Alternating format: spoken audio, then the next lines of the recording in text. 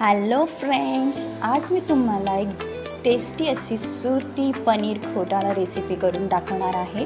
अतिशय टेस्टी आणि चविष्ट अशी ही रेसिपी सूरत स्पेशल फूड आहे। हे खूप छान लागते। पनीरची त्याच ग्रेव्हीची भाजी खाऊन बरेच जणांना कंटाळा येतो, त्यामुळे आपण इथे ही सुरती पनीर घोटाळा करून बघितला। अतिशय उत्तम टेस्ट असते ह्याची। चीज घातल्यामुळे एक वेगळाच फ्लेवर येतो। हे सुरती पनीर आपण पराठ्याबरोबर किंवा पावबरोबर सुद्धा खाऊ शकतो।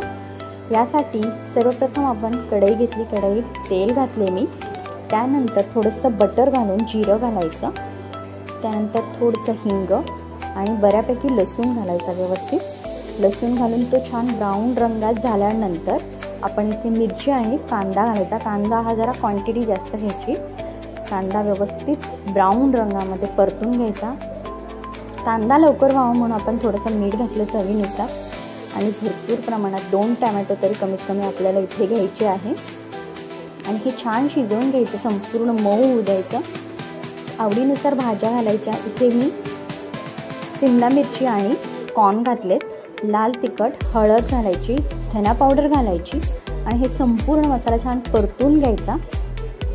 परतून झाल्यानंतर आपण यामध्ये अद्रक घातले। अद्रक घालून झाल्यावर थोड्या वेळ झाकून ठेवायचा। हा जो मसाला बनला हा छान शिजला गेला पाहिजे, एकजीव झाला पाहिजे। असा छान शिजलेला आहे बघा। त्यानंतर इथे मी थोडेसे मसाले घातले, गरम मसाला वगैरे घालू शकतो, आवडीनुसार घालायचे हे। त्यानंतर आपण इथे सॉस घालायचा।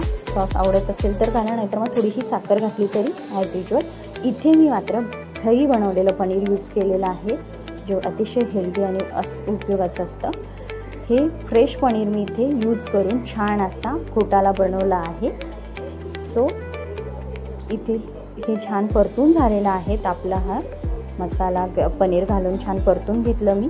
त्यानंतर आता आपण इथे यावर भरपूर प्रमाणात जेवढं आवडीनुसार इथे आपण चीज घालायचं, छान स्प्रेड करायचं आणि हे चीज घालून झाल्यावर छान एक परतून घ्यायचं। ते चीज व्यवस्थित मिक्स करून घ्यायचं। पनीर आणि ते सर्व मसाल्यामध्ये ते एकजीव झालं पाहिजे आपली चीज। हे संपूर्ण झाल्यावर आपण इथे बाउलमध्ये काढू।